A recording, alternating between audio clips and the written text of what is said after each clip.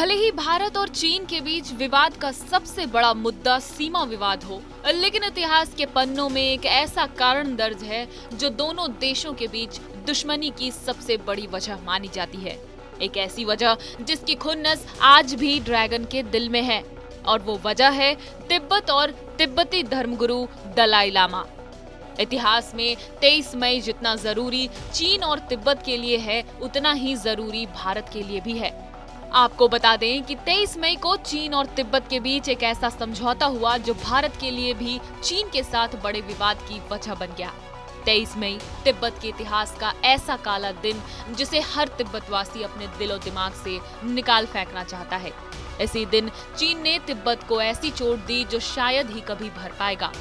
Bharat, Nepal, Bhutan, Taiwan के अलावा तिब्बत के साथ भी चीन का गहरा और पुराना विवाद रहा है। वहीं तिब्बत का इतिहास परेशानियों से भरा रहा है। चीन ने तिब्बत के साथ भी तमाम छल और चालबाजी अपनाई है। अब आपको बताते हैं कि आखिर क्यों 23 मई तिब्बत के लिए काला दिन है। दरअसल 23 मई 1951 को चीन और तिब्बत के बीच एक समझौता हुआ था। एक ऐसा समझौता जिसने तिब्बत का इतिहास बदल कर रख दिया। 23 मई 1951 को चीन तिब्बत के बीच एक विवादित 17 सूत्रीय समझौते पर तिब्बती धर्मगुरु दलाई लामा ने हस्ताक्षर किया था। हालांकि रिपोर्ट्स कहते हैं कि दलाई लामा इस संधि को गलत यानी अमान्य मानते हैं।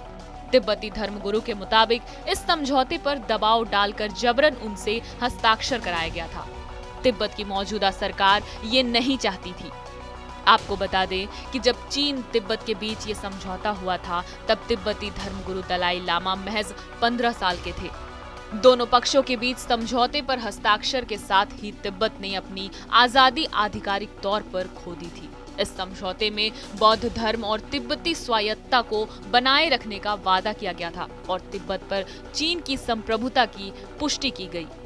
एक्सपर्ट्स के मुताबिक 17 सूत्रीय ये समझौता इस बात का भी प्रमाण है कि चीन तिब्बत के लिए एक देश दो व्यवस्था के फॉर्मूले पर सहमत हुआ था। सीधे शब्दों में कहें तो सालों पुरानी तिब्बत पर कब्जे की चीन की कोशिशों पर मुहर लग गई थी। बात करें तिब्बत की तो ये हिमालय के उत्तर में स्थित है।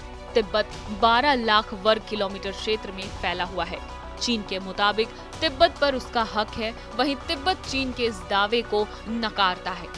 रिपोर्ट्स के मुताबिक चीन में कम्युनिस्ट सरकार बनने के बाद साल 1950 में चीन ने तिब्बत पर हमला कर दिया था। तिब्बत और चीन के बीच लगातार 8 महीनों तक संघर्ष चलता रहा था।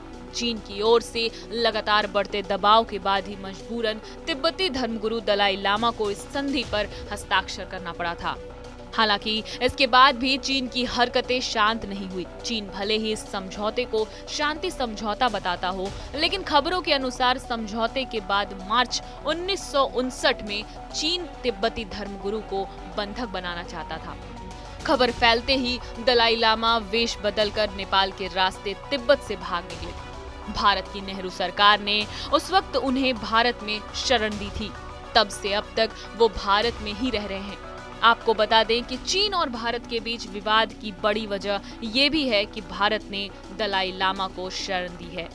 बहरहाल हमारी इस खबर पर क्या है आपकी प्रतिक्रिया, हमें कमेंट करके जरूर बताएं। बाकी देश और दुनिया से जुड़ी ऐसी ही खबरों के लिए देखते रहें TV9 डिजिटल।